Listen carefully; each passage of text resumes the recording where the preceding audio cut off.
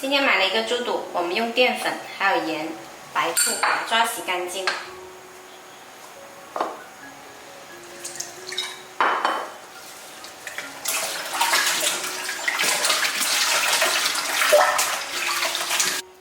在冷水下锅焯煮5分钟，加入姜片、葱，还有少许料酒。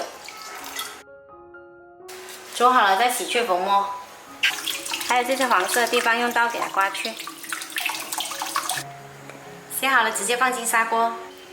我这里准备了煲汤的食材：党参、玉竹、去了核的红枣、淮山，还有薏米，全部清洗一遍。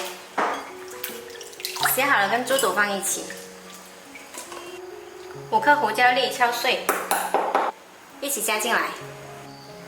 加入适量清水，大火煮开，转小火先煲60分钟。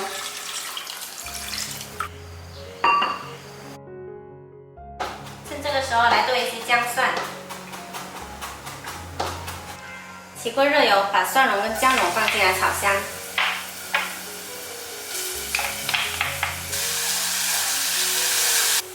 炒去蒜的辛辣味后关火，加入生抽。少许盐，一点点白糖。如果有沙姜就更好啦，直接用沙姜代替姜蒜，我在乡下买不到。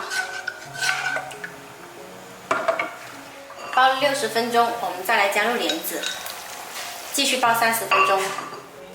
汤差不多煲好了，我们再来洗一把枸杞加进去。时间到了，把猪肚一料汤夹出来。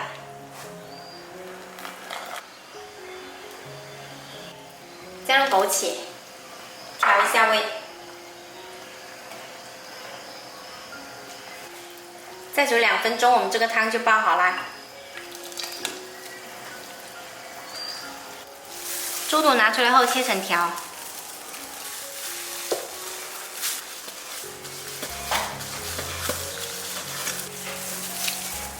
然后把我们做好的酱汁淋进来，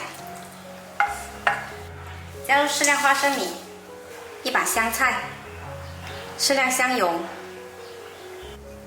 翻拌均匀。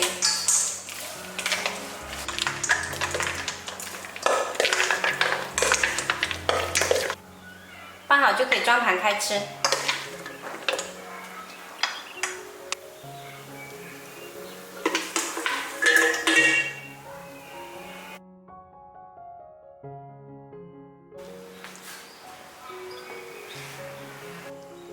一个猪肚2个做法，有汤有菜，营养又滋补，然后又节约成本。喜欢的朋友可以收藏起来试一下。